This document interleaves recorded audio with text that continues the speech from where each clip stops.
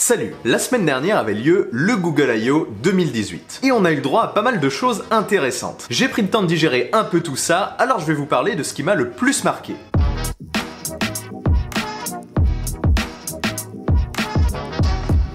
Le Google I.O. c'est quoi? C'est un événement qui dure environ 3 jours, pendant lesquels le géant dévoile ses nouveautés. Cette année a été particulièrement marquée par des nouveautés en termes d'intelligence artificielle. Et franchement, ça n'était pas de petites nouveautés. Mais avant de vous parler de l'IA, je vais d'abord vous parler d'Android P, la nouvelle version de l'OS de Google. Android P est aujourd'hui en bêta, ouverte à quelques smartphones, dont le prochain OnePlus 6. Comme cette année, les smartphones ont eu tendance à perdre le bouton Home et à se doter d'une encoche, cette nouvelle version d'Android offre désormais une gestion des encoches. De différents types d'encoches d'ailleurs, en haut, en bas et même dans le coin. On y trouve aussi un nouveau système de navigation par les mouvements, un petit peu comme ce qu'on trouve sur l'iPhone X. On a ainsi une mini-barre en bas de l'écran qui servira de contrôle, un appui dessus permet de retourner à l'écran d'accueil, un balayage sur la moitié de l'écran ouvre le multitâche, il faut faire un plus long balayage pour accéder au volet des applications, un appui long pour lancer Google Assistant et un glissement vers la droite pour accéder au gestionnaire d'app ouverte récemment. Et pour le retour en arrière, il sera dispo dans les applications. Sinon, je vais pas vous lister toutes les nouveautés, juste celles qui m'ont vraiment marqué. L'IA gérera la batterie et s'adaptera à nos usages, donc en fonction des applications qu'on utilisera le plus à certains moments de la journée. Pour activer le mode ne pas déranger, il vous suffira aussi de retourner simplement le smartphone contre la table. Je trouve ça pas mal, c'est plutôt naturel comme manip. Autrement, j'avais vu un truc, j'ai pas retrouvé l'info par contre, mais ça m'a marqué aussi. Il serait possible de couper depuis le volet de contrôle les notifications d'une application et de les réactiver à sa guise. Il serait aussi possible de planifier une plage horaire pendant laquelle vous pourrez utiliser telle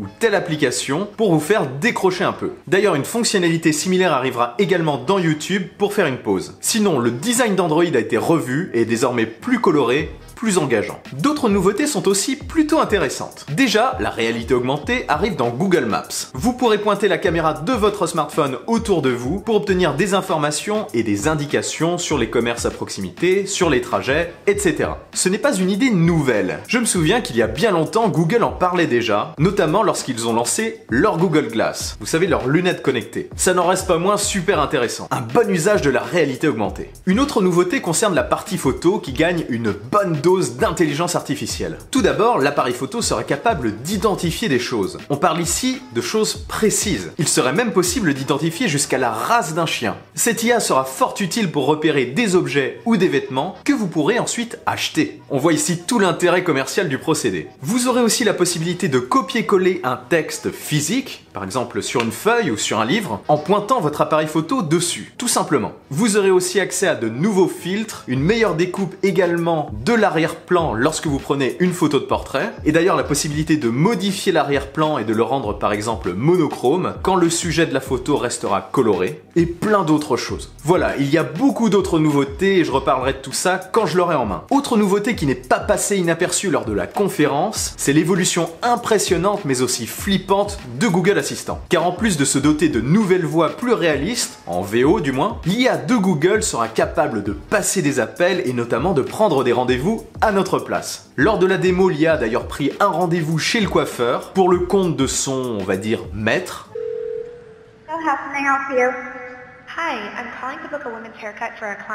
Le dialogue était d'ailleurs bluffant et quasiment naturel. L'IA est même allée jusqu'à lâcher un petit